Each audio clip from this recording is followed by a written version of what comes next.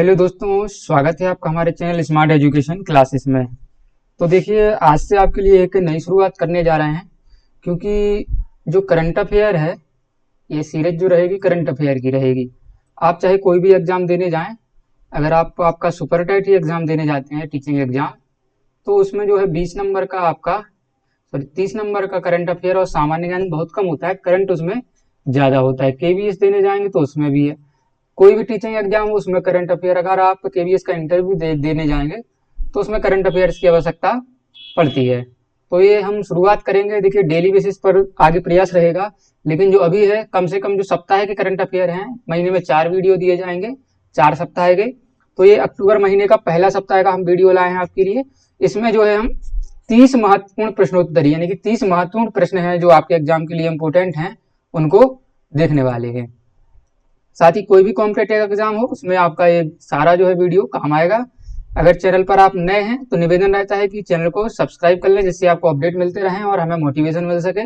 Video अच्छा लगे like करिएगा, क्योंकि जो आपके लिए क्वेश्चन हम डिस्कस करेंगे, क्वेश्चन का हर कुछ सब कुछ डिस्कस किया जाएगा जितना उसके बारे में आप जान सकते हैं, क्योंकि जरूरी नहीं है कि केवल आपसे प्रश्न के बारे में पूछा जाए, प्रश्न के बाहर भी पूछा जा सकता है।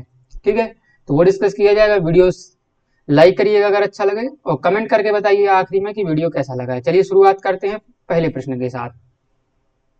तो सबसे पहला प्रश्न आपसे पूछा गया है कि प्रतिवर्ष 2 अक्टूबर अभी हाल ही में निकला है, तो महात्मा गांधी जी के जन्म दिवस पर संयुक्त राष्ट्र महासभा यूएनओ द्वारा अंतरराष्ट्रीय अहिंसा दिवस 2 अक्टूबर को क्या मनाया जाता है? अंतरराष्ट्रीय अहिंसा दिवस मनाया जाता है। तो संयुक्त राष्ट्र महासभा का मुख्यालय आपको बताना है कि इसका जो मुख्यालय है वो कहां पर है, बताइए। 4 ऑप्शन दिए गए हैं, पेरिस में है, न्यूयॉर्क में है, वियना में है, या फिर आपका वॉशिंगटन डीसी में है। बताइए इसका सही उत्तर क्या होगा कि आपका जो यूएनओ का मुख्यालय है वो कहां पर है। तो इसका जो सही उत्तर है वो है आपका न्यूयॉर्क। न्यूयॉर्क में इसका मुख्यालय है, और संयुक्त राष्ट्र महासभा के द्वारा 2 अक्टूबर को प्रतिवर्ष अहिंसा दिवस, अंतरराष्ट्रीय अहिंसा दिवस मनाने की घोषणा की गई है। चलिए बात करते हैं गांधी जी के बारे में। तो महात्मा गांधी जी, मोहनदास करमचंद गांधी जी के बारे में बात करें तो इनका जन्म याद रखना है। इनका जन्म पूछा जाता है 2 अक्टूबर, सन याद रखिएगा 1869 को इनका जन्म हुआ था। कहां हुआ था? पोरबंदर, गुजरात।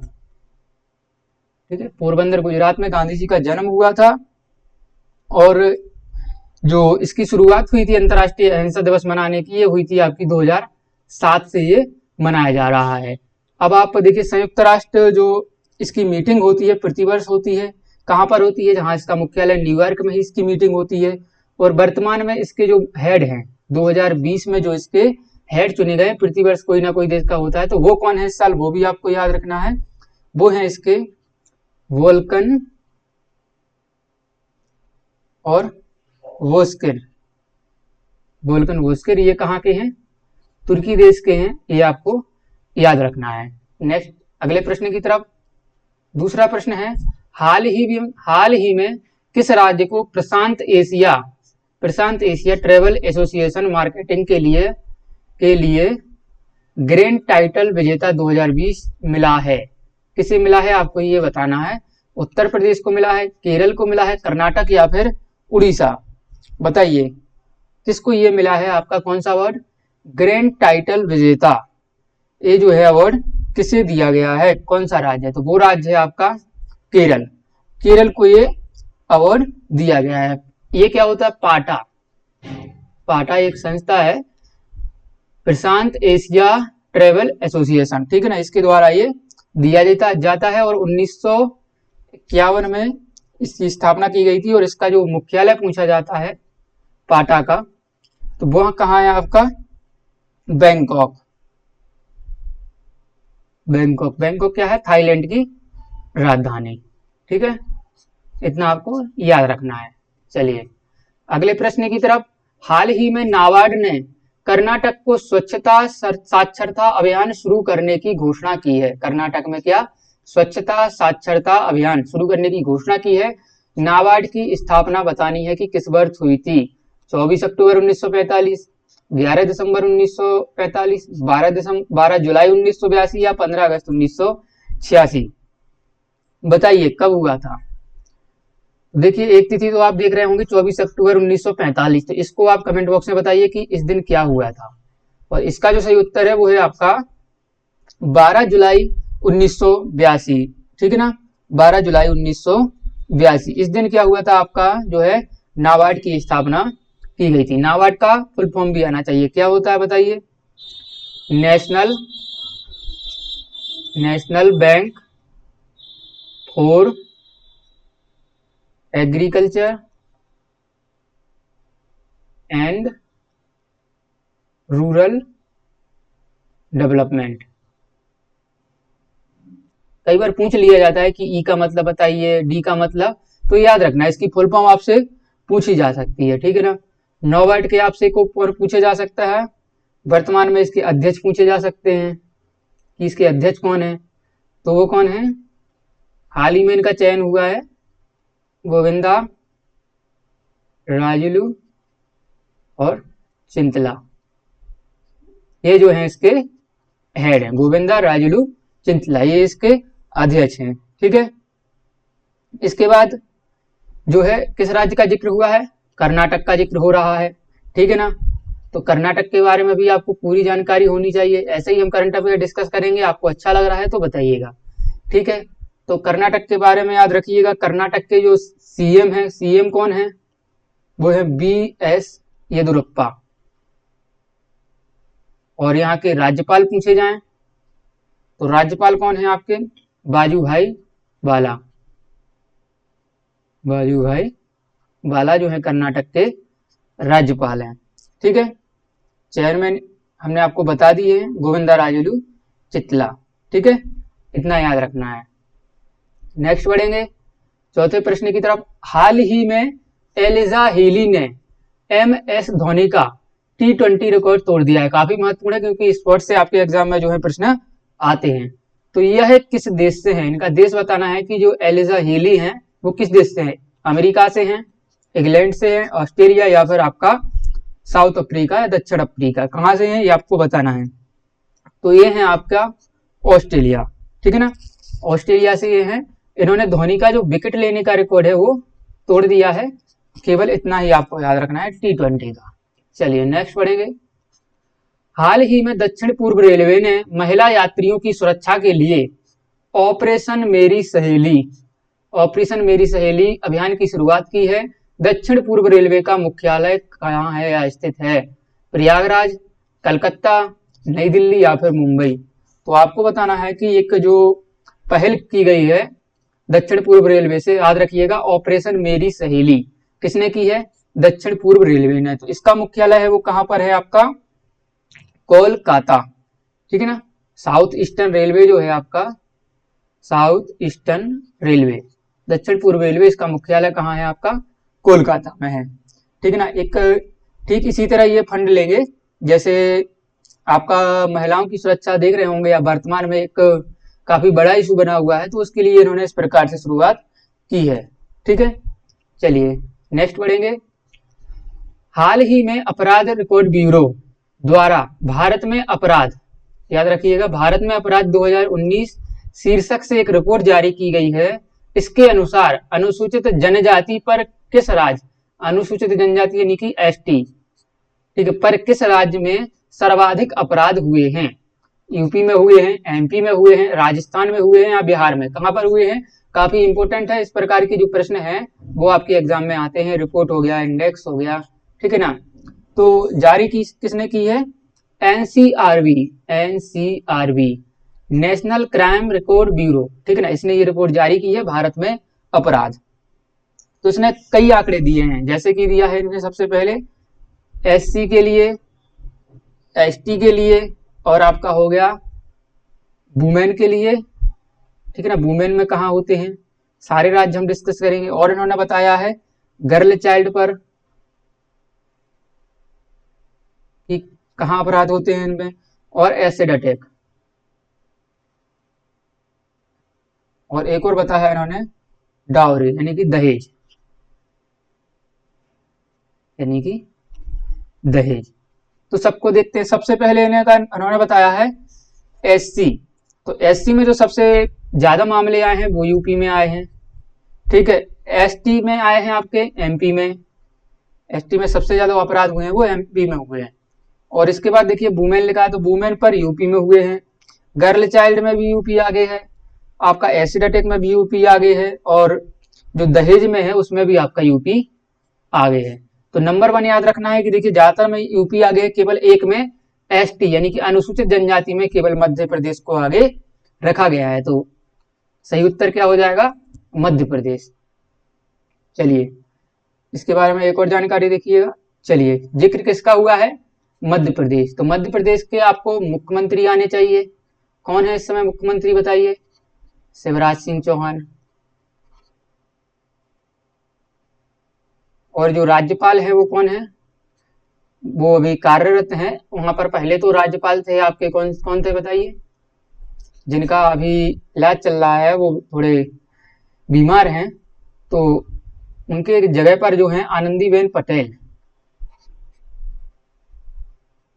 आनंदीबेन पटेल, ये अभी वहां पर जो है कार्यभार संभाले हुए हैं।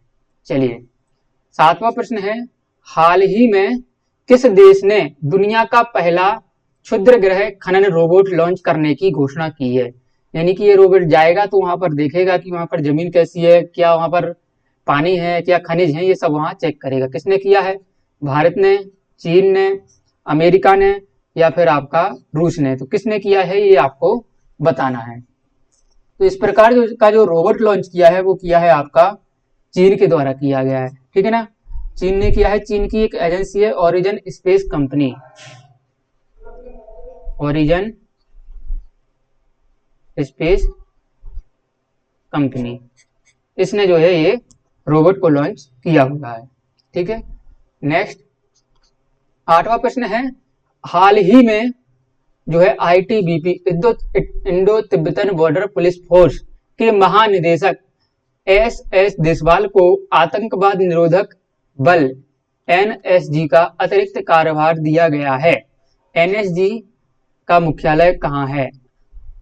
जो आप देख रहे होंगे NSG, NSG national security guard, इसका फुल फॉर्म होता है राष्ट्रीय सुरक्षा गार्ड, ठीक है ना। हिंदी में कहेंगे तो इसे राष्ट्रीय सुरक्षा गार्ड।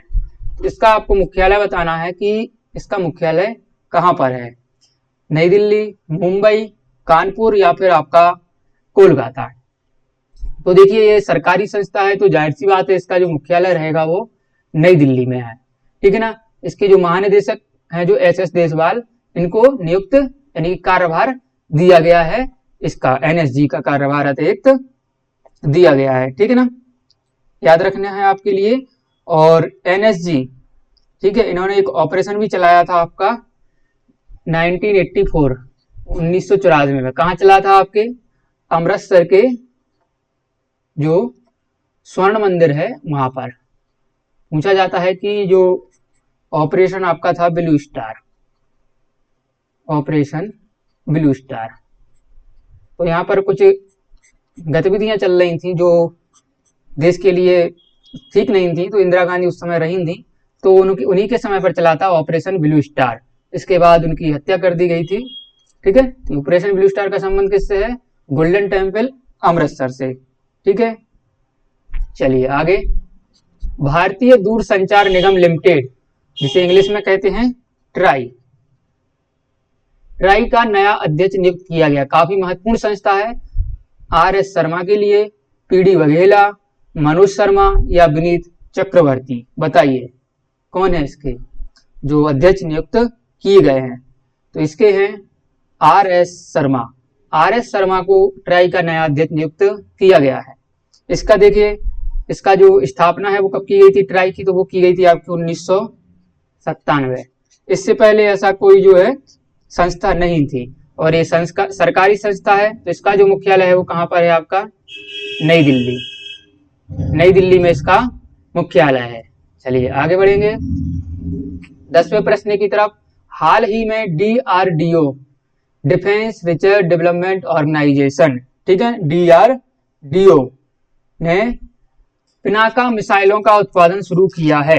डीआरडीओ के चेयरमैन पद पर कौन है? तो इसके चेयरमैन बताना है आपके लिए। डीआरडीओ का फुल फॉर्म भी आना चाहिए, डिफेंस रिसर्च डेवलपमेंट ऑर्गेनाइजेशन।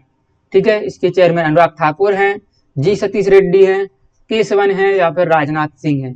बताइए इसका सही उत्तर क्या है? तो देखिए जिक्र हुआ है किसका, बताइए, डीआरडीओ का। कब बना था आपका? 1958। सरकारी संस्था है, नई दिल्ली में इसका मुख्यालय होगा। ठीक है, याद रखना है इतना। इसके चेयरमैन जो है कौन है?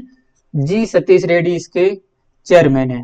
ठीक है, ये जो मिसाइल आप देख रहे होंगे पिनाका मिसाइल, ठीक है ना, तो ये इसकी जो क्षमता है वो कितनी है, यानी कि ये 37.5 किलोमीटर तक वार कर सकती है। और कहां से कैसे करेगी? ये एक मल्टीपल रॉकेट लॉन्चर है, एक मल्टीपल रॉकेट लॉन्चर है, एक मल्टीपल रॉकेट लॉन्चर है। ठीक है ना, याद रखना है ये। और लगभग जो है 44 सेकंड में मात्र ये 12 रॉकेट को छोड़ सकती है, पूछा जा सकता है ये। ठीक है ना।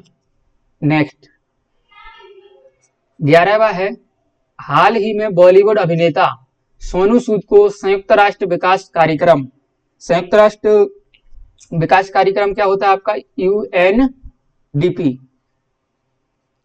ठीक है, जानेंगे। तो इन्होंने क्या किया है कि इनके द्वारा सोनू सूद के लिए स्पेशल ह्यूमैनिटेरियन एक्शन अवार्ड से सम्मानित किया गया है।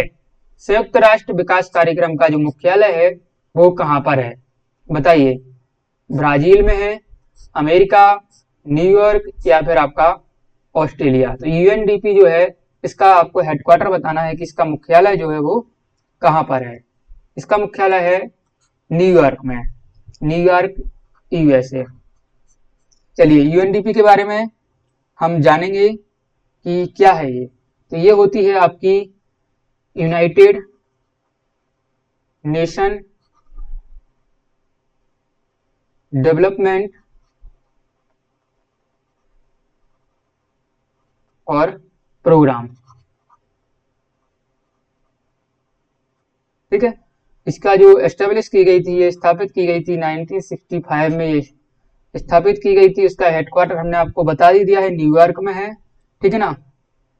और इसके आप अध्यक्ष भी याद कर सकते हैं यूएनडीपी के, तो वो हैं आपके असीम ACHIM, जो भी नाम इनका, स्टेनर ESTNEIR।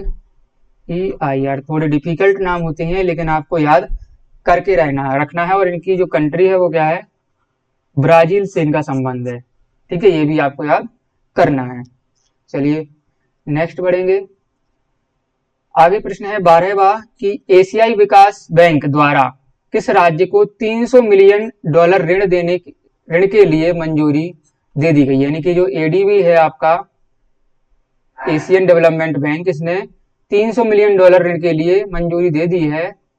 ठीक है ना, राज्य बताना है। तो एशियाई विकास बैंक की स्थापना, यहाँ पर देखिए राज्य भी बताना है आपके लिए और स्थापना आपसे पूछी गई है। तो एशियाई विकास बैंक सबसे पहले राज्य बता देते कि ये राज्य कौन सा है, क्योंकि राज्य का इसमें जिक्र नहीं किया गया है। तो इसका देखिए सबसे पहले तो एडीबी, इसका फुल फॉर्म आपको याद रखना है, क्या होता है? एशियाई विकास बैंक। ठीक है, ये होता है इसका फुल फॉर्म। चलिए देखते हैं। तो बात करेंगे हम एडीबी के बाद, एडीबी। चलिए एडीबी का आपको मुख्यालय बताना है, इसका मुख्यालय कहाँ है।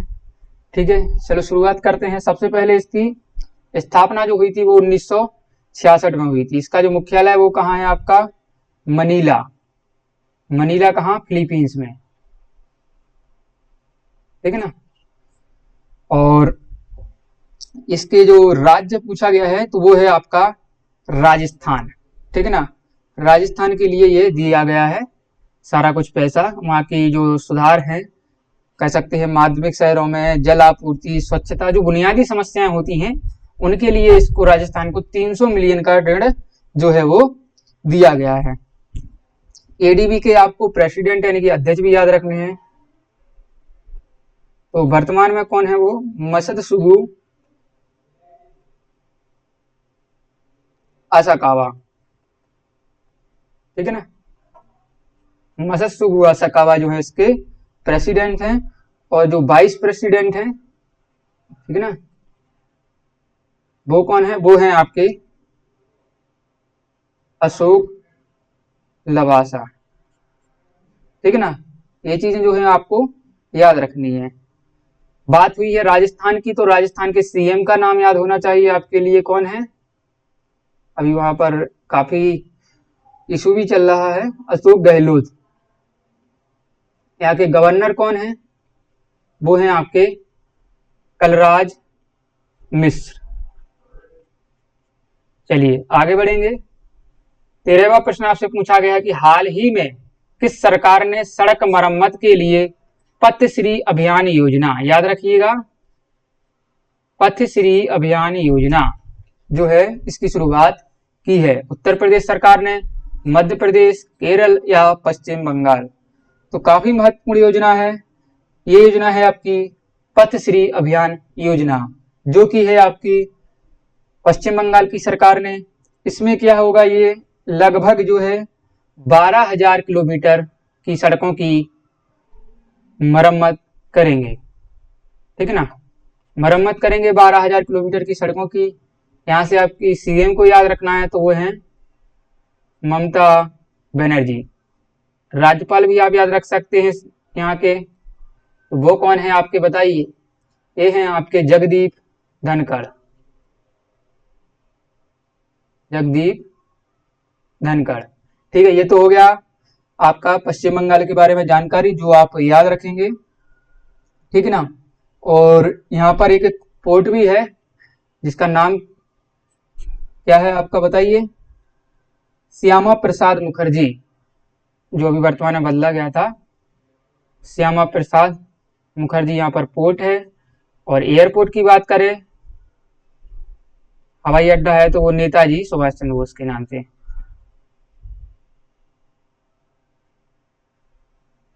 नेताजी सुभाष चंद्र बोस के नाम से यहाँ पर हवाई अड्डा है, ठीक है ना। इतनी जानकारी आप याद रखेंगे। और आपकी उत्तर प्रदेश सरकार ने एक योजना चलाई थी, ठीक है ना। तो उसमें क्या किया था इन्होंने? जो 19 खिलाड़ी थे उनके घर तक या ग्राम तक सड़क पहुंचाने के लिए योजना चलाई थी। चलिए नेक्स्ट प्रश्न है, हाल ही में किस बैंक ने पूरी तरह पेपरलेस कामकाज शुरू करने के लिए ग्रीन पहल शुरू की है? यदि कोई संस्था है वो पेपरलेस कार्य करती है तो उसे क्या कहते हैं? ग्रीन पहल, ठीक है ना। ये बैंक कौन सा है? सेंट्रल बैंक ऑफ इंडिया है, स्टेट बैंक ऑफ इंडिया है, इंडियन बैंक है या नाबार्ड? बताइए। तो आप इसका उत्तर बताइए क्या हो गया? इसका उत्तर होगा आपका इंडियन बैंक। तो इंडियन बैंक जो है उसने पेपरलेस वर्क करने का यानी कि ग्रीन कार्य करने का शुरुआत की है, ठीक है ना। और ये आपका पब्लिक सेक्टर का बैंक है। इसकी जो स्थापना है कब की गई थी बताइए? इसकी स्थापना की गई थी आपकी 1907 में। और इसका इंडियन बैंक जो है इसका मुख्यालय जो है वो चेन्नई, ठीक है ना। याद रखिएगा, काफी महत्वपूर्ण है, ठीक है। इतना ही इसके बारे में आपको याद रखना है। बढ़ेंगे अगले प्रश्न की तरफ। 15वां प्रश्न है, हाल ही में जो है भारतीय नौसेना और किस देश ने मिलकर उत्तरी बंगाल की खाड़ी में बोंगो सागर नौसेना अभ्यास, याद रखिएगा, बोंगो सागर नौसेना अभ्यास किया है? ओमान ने, ऑस्ट्रेलिया, जापान या बांग्लादेश? किसके साथ होता है आपका बोंगो सागर नवल एक्सरसाइज या नौसेना अभ्यास? इसका सही उत्तर है आपका बांग्लादेश। बांग्लादेश के साथ भारत करता है बोंगो सागर नौसेना अभ्यास। चलिए तो याद बताइए कि ओमान के साथ कौन सी करते हैं, ऑस्ट्रेलिया के साथ कौन सी करते हैं और जापान के साथ? तो ओमान के साथ भारत करता है सी ब्रिज। और ऑस्ट्रेलिया के साथ कौन सी करते हैं हम? तो वो करते हैं पासेक्स। अब आ गया जापान के साथ होती है जीमैक्स। तो सी ब्रिज ओमान के साथ, ऑस्ट्रेलिया के साथ पासेक्स और जापान के साथ होती है जीमैक्स, ठीक है ना। तीनों ही याद रखिएगा। अगर आपको आधा वीडियो हो गया है, वीडियो अच्छा लग रहा है तो वीडियो को लाइक कर दीजिए दोस्तों, क्योंकि कंटेंट आपको लिए बेहतर देने का प्रयास किया जा रहा है। क्वेश्चन कहीं से भी पूछा जाए आप उसका उत्तर दे पाएंगे। चलिए अगला प्रश्न है, किस राज्य में ऑनलाइन पेंशन सबमिशन और ट्रैकिंग सिस्टम जो है कृतज्ञता नामक पोर्टल की शुरुआत की गई है? बताइए। जो कृतज्ञता पोर्टल है इसकी शुरुआत कहाँ की गई है? ये बेसिकली जो पोर्टल है ऑनलाइन है, इसमें क्या होगा, जो वृद्ध है वो पेंशन का सबमिशन कर पाएंगे और सारी ट्रैक कर पाएंगे कि जो उनका आवेदन है वो कहाँ तक पहुंचा है, उन्हें पेंशन कब से मिलना प्रारंभ होगी। यूपी गवर्नमेंट ने किया है, असम ने, पश्चिम बंगाल या आपका दिल्ली? बताइए किसने किया है ये किया है आपकी असम सरकार ने। ठीक है, कृतज्ञता पोर्टल। चलिए, तो असम की राजधानी आनी चाहिए। राजधानी आएगी आपको क्या है, मुख्यमंत्री याद रखना है और राज्यपाल याद रखना है, ठीक है ना। और बताइए, इसके बाद इतना ही याद रखना है। चलिए, और एक हम आपको एयरपोर्ट भी बता देंगे। तो राजधानी क्या है असम की? दिसपुर। और मुख्यमंत्री कौन है आपकी? एस सोनोवाल या सर्बानंद सोनोवाल। और जो राज्यपाल हैं वो कौन है यहाँ के? जगदीश मुखी। जगदीश मुखी यहाँ के जो है राज्यपाल हैं। और याद रखना है, यहाँ पर एक एयरपोर्ट है आपका गुवाहाटी में, तो वो कौन है? गोपीनाथ बोरदोलोई। गोपीनाथ, आपको देखिए स्टैटिक भी हम साथ कवर कराते चल रहे हैं। गोपीनाथ बोरदोलोई और अंतरराष्ट्रीय एयरपोर्ट, ठीक है। चलिए अगले प्रश्न की तरफ। हाल ही में प्रधानमंत्री नरेंद्र मोदी जी ने किस राज्य में दुनिया की सबसे लंबी ऊंचाई वाली सुरंग अटल टनल यानी कि अटल सुरंग, उसका जो है उद्घाटन किया हुआ है? बताइए कहां पर किया है? हिमाचल प्रदेश में, तमिलनाडु, त्रिपुरा या उत्तराखंड? बताइए। अटल सुरंग काफी इंपोर्टेंट प्रश्न है, एग्जाम में बिल्कुल आएगा। तो इसकी जो शुरुआत की है वो हिमाचल प्रदेश। हिमाचल प्रदेश में एक आपकी रोहतांग दर्रा पड़ता है, रोहतांग, वहां पर की गई है। चलिए, इसकी लंबाई पूछी जा सकती है, लगभग 9.02 किलोमीटर है। कि कौन सी सबसे ऊंची है, सबसे ऊंचाई पर है जो वो है ये, ठीक है ना, दुनिया की है, ठीक है ना। ये पड़ेगी आपकी मनाली से लद्दाख के बीच पड़ेगी। और इससे क्या होगा कि अगर ये बन जाती है, बन गई है बेसिकली, तो उद्घाटन हो गया है, तो इससे जो 40 किलोमीटर का रास्ता कम हो जाएगा। अब आता है बात किसकी? हिमाचल प्रदेश की। तो यहाँ के सीएम बताइए और गवर्नर बताइए। हिमाचल प्रदेश की राजधानी क्या है, वो क्या है आपकी? बताइए। तो शिमला है। और यहाँ के जो आपके सीएम है वो कौन है? जयराम ठाकुर। और गवर्नर जो है वो कौन है आपके? बंडारू दत्तात्रेय। जयराम ठाकुर और बंडारू दत्तात्रेय। चलिए आगे 18वें प्रश्न की तरफ। हाल ही में केंद्रीय जल शक्ति मंत्री ने स्कूलों और आंगनवाड़ी जल शक्ति मंत्री ने स्कूलों और आंगनवाड़ी केंद्रों को पाइपलाइन से माध्यम से जल आपूर्ति प्रदान करने के लिए 100 दिन के अभियान की शुरुआत की है। वर्तमान में जो जल शक्ति मंत्री है वो आपके कौन है, ये आपको बताना है। धर्मेंद्र प्रधान है, गजेंद्र सिंह शेखावत हैं, निर्मला सीतारमण है और पीयूष गोयल कौन है? तो देखिए, आपका एक मंत्रालय है जल शक्ति मंत्रालय। ये जो पहली गवर्नमेंट थी मोदी सरकार, उसमें नहीं था, लेकिन जो बाद में सरकार बनी उसमें 2019 में ये मंत्रालय बनाया गया था। ये इसलिए क्योंकि एक आपका एसडीजी यानी कि सतत विकास लक्ष्य है कि प्रत्येक जो है परिवार तक जल पहुंचना चाहिए, तो उसके लिए ये बनाया गया था कि ये उसके लक्ष्यों को हम पूरा करेंगे। तो इसके जो मंत्री है, जल शक्ति मंत्री 2019 में बना था, वो है आपके गजेंद्र सिंह शेखावत, ठीक है, बना था। और भारत सरकार का लक्ष्य है कि 2024 तक जो है हर घर में जल पहुंचेगा किससे? पाइपलाइन के माध्यम से, ठीक है ना।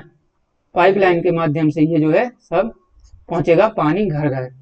धर्मेंद्र प्रधान कौन है आपके, तो ये हैं आपके पेट्रोलियम मंत्रालय देखते हैं। निर्मला सीतारमण आपकी वित्त मंत्रालय देखती हैं। पीयूष गोयल आपका जो है रेल मंत्री हैं। आगे, हाल ही में भारत सरकार ने परमाणु क्षमता वाली सौर मिसाइल, याद रखिएगा, सौर मिसाइल के नए संस्करण का सफलतापूर्वक परीक्षण किया है। इसके द्वारा कितने किलोमीटर लक्ष्य को भेदा जा सकता है? 1200 किलोमीटर, 800 किलोमीटर, 1500 या फिर आपका 2000 किलोमीटर। तो इसकी मारक क्षमता आपको बतानी है कि इसकी मारक क्षमता जो है वो कितनी है, बताइए। इसकी जो मारक क्षमता है वो है 800 किलोमीटर, ठीक है ना। ये मिसाइल जो आप देखते हैं ये कैसे वार करती है? सतह से सतह पर, सतह से सतह पर वार करती है, ठीक है ना। सतह से सतह पर वार करने वाली मिसाइल है।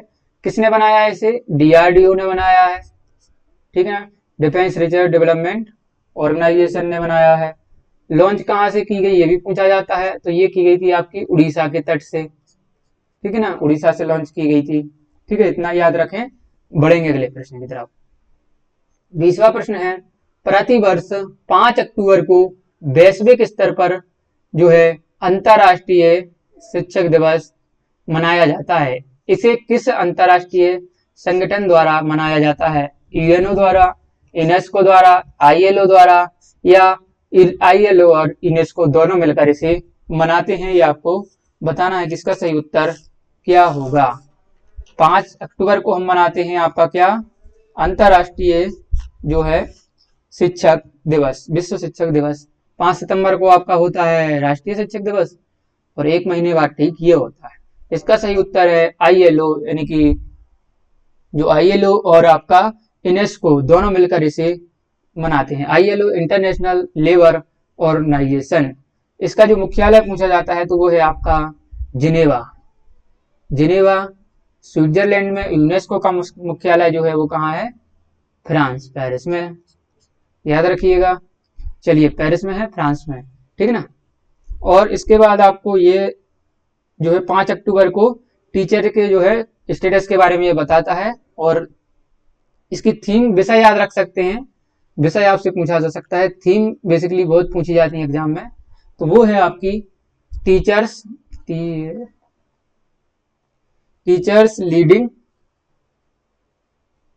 इन क्राइसिस, यानी कि देख रहे होंगे आप कोविड-19 का समय चल रहा है, तो ठीक है ना, वह काफी दिक्कत हो रही है, इसलिए इसकी थीम भी कुछ ऐसी बनाई जा रही है आज के समय सबकी।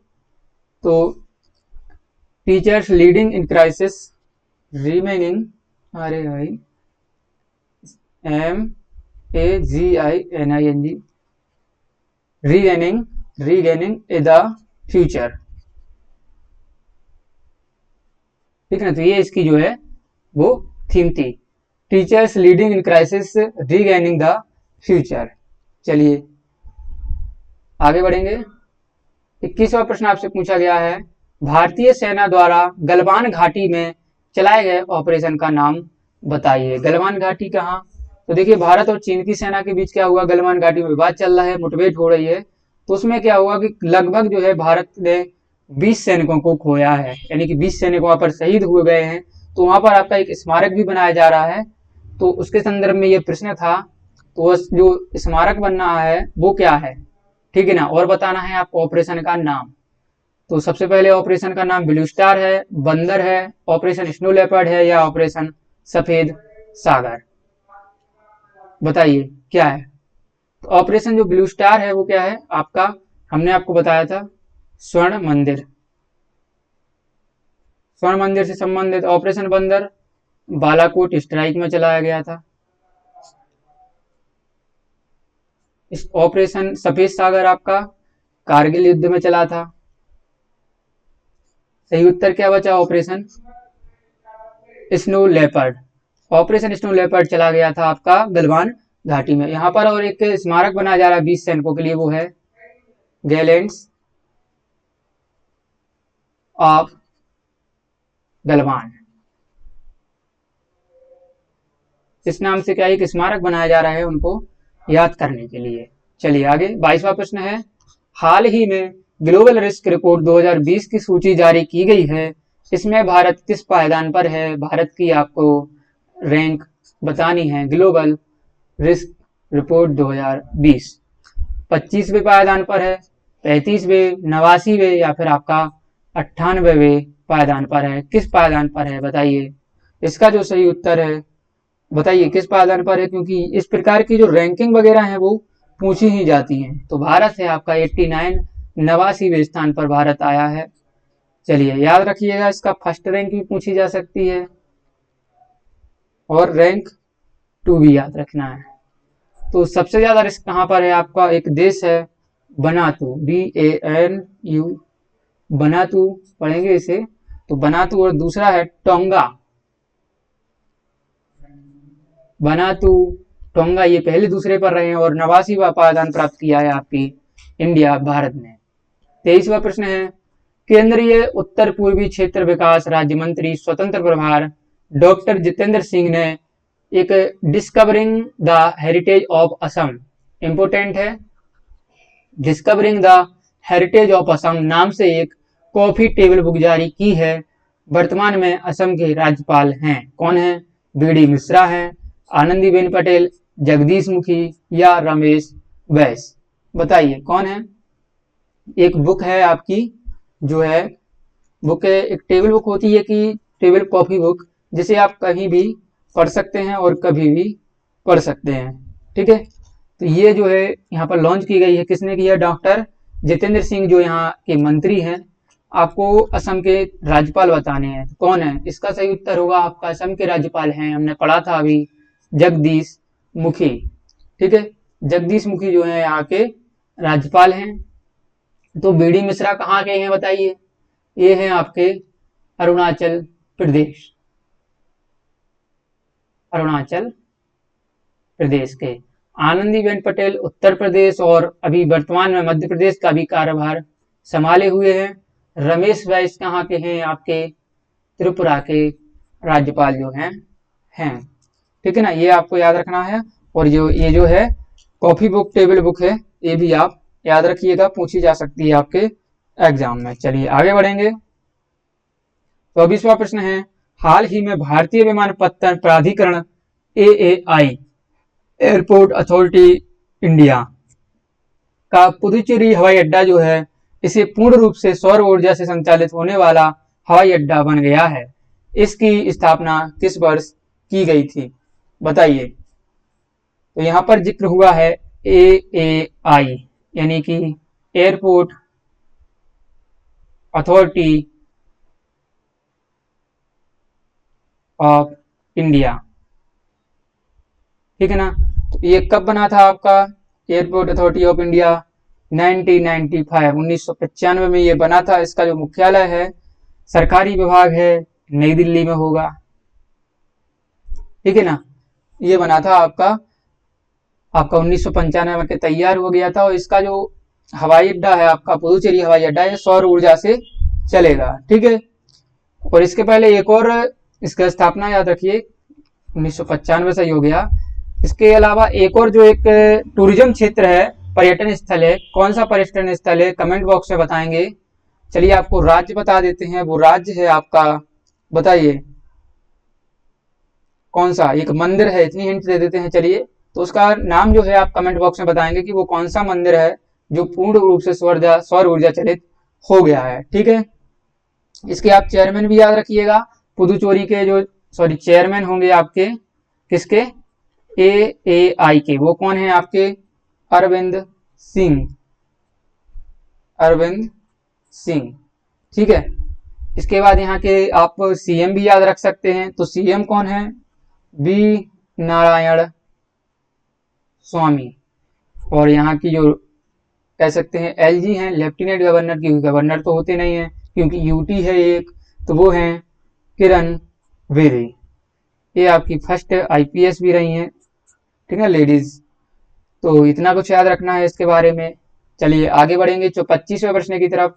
हाल ही में केंद्रीय वित्त और कॉर्पोरेट मामलों की मंत्री निर्मला सीतारमण की अध्यक्षता में GST परिषद की कौन सी बैठक संपन्न हुई? देखिए जब से जीएसटी आया है तो तभी से इसकी बैठकें होती रहती हैं। तो ये जो बैठक हुई है अभी, वो कौन सी बैठक थी? 41वीं, 42वीं, 43वीं या 44वीं? तो वो जो बैठक थी वो आपकी थी इस बार, बताइए, ये बैठक थी आपकी 42वीं। जीएसटी, जीएसटी क्या होता है? गुड्स एंड सर्विस टैक्स, एक प्रकार का ये आपका अप्रत्यक्ष कर है, ये भी पूछा जाता है, ठीक है ना। जीएसटी कब आया था? 1 जुलाई 2017 को आया था, या लॉन्च किया गया था, लागू किया गया था, कुछ भी कह सकते हैं, ठीक ना। इसमें आपके कितने सदस्य होते हैं जीएसटी परिषद में, पूछा जाता है। तो कुल होते हैं इसमें कितने?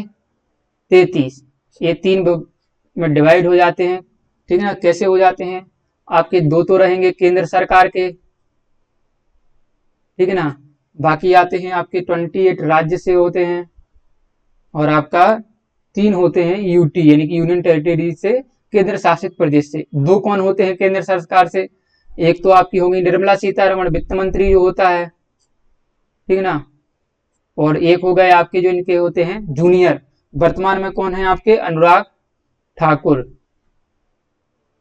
तो ये हो गए 28 राज्य से वित्त मंत्रालय देखते हैं वो होते हैं, और जो 3 यूटी के जो होते हैं वो कौन होते हैं?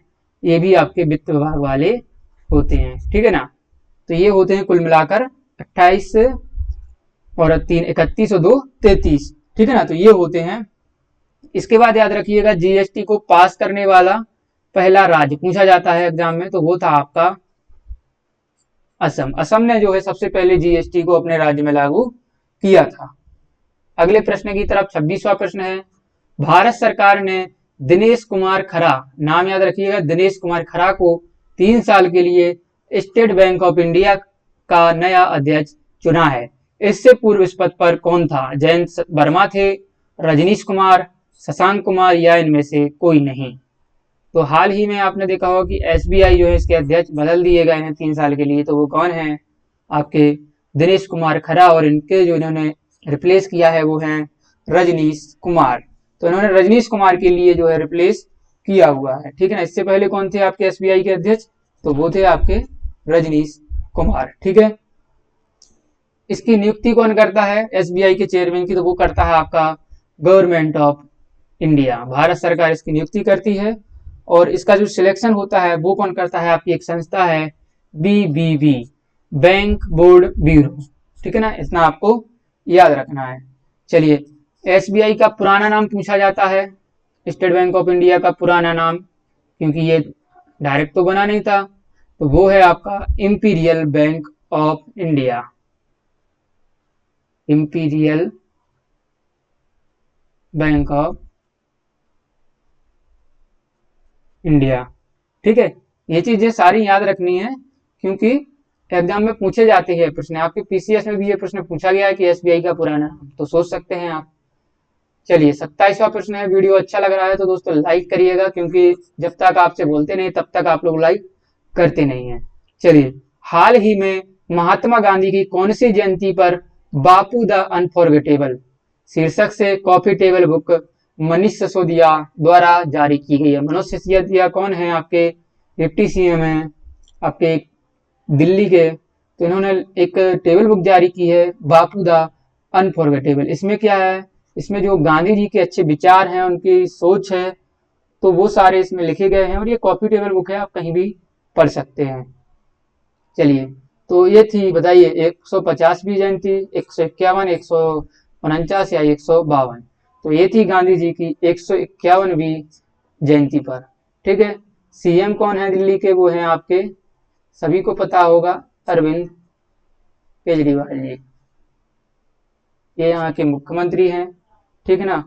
और लेफ्टिनेंट गवर्नर याद रखिएगा वो हैं अनिल बैजल, अनिल बैजल जो है यहाँ के उपराज्यपाल हैं, ठीक ना।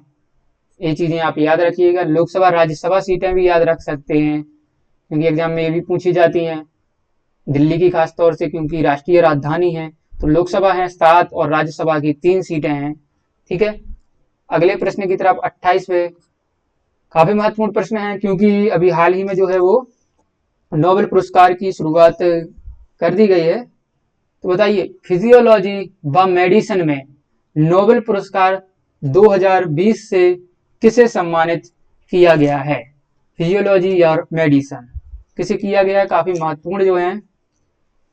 चलिए, Harvey J Alter, Charles M Rice, Michael Houghton, 3 नाम दिए गए हैं आपको, हार्वे जे अल्टर और चार्ल्स एम राइस और माइकल हाउटन या उपरोक्त सभी। तो देखिए जो नोबेल मिला है 2020 का मेडिसिन के क्षेत्र में, वो मिला है इन तीनों के लिए। तो देखिए तीनों के बारे में सबसे पहले जानेंगे नोबेल के बारे में। तो नोबेल किसके लिए दिया जाता है? आपका अल्फ्रेड नोबेल को याद करने के लिए ये दिया जाता है। इनके लिए नोबेल पुरस्कार की शुरुआत की गई थी इनकी संपत्ति से। चलिए, तो इसमें इन्होंने किसकी खोज की थी ये पूछा जाता है। तो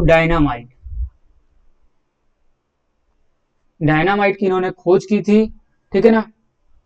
और सबसे पहले जो है 1900 में क्या बना था आपका? पहले तो बनाया था एक नोबेल फाउंडेशन।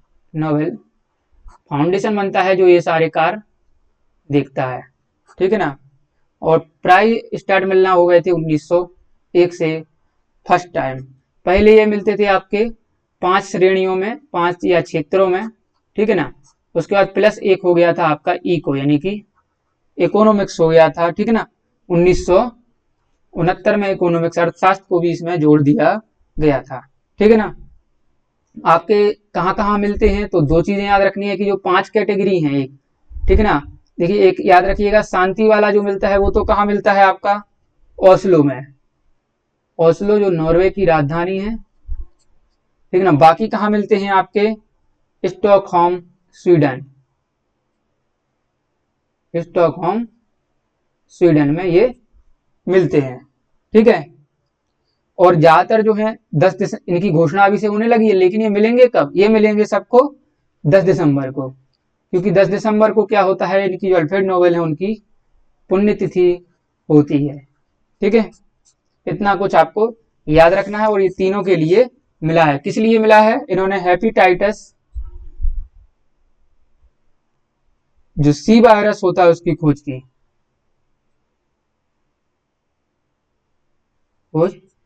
थी, ठीक है। अगले प्रश्न की तरफ 29वां प्रश्न है, भौतिकी के क्षेत्र में नोबेल पुरस्कार। देखिए ये सारे प्रश्न हम एक स्पेशल वीडियो भी आपके लिए लाएंगे। तो भौतिक यानी कि फिजिक्स में किसे मिला है?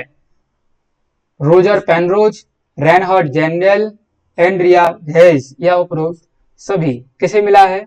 तो ये मिला है इन तीनों के लिए, क्योंकि एक जो श्रेणी है उसमें मैक्सिमम जो है 3 ही लोगों को ये दिया जा सकता है, ठीक है।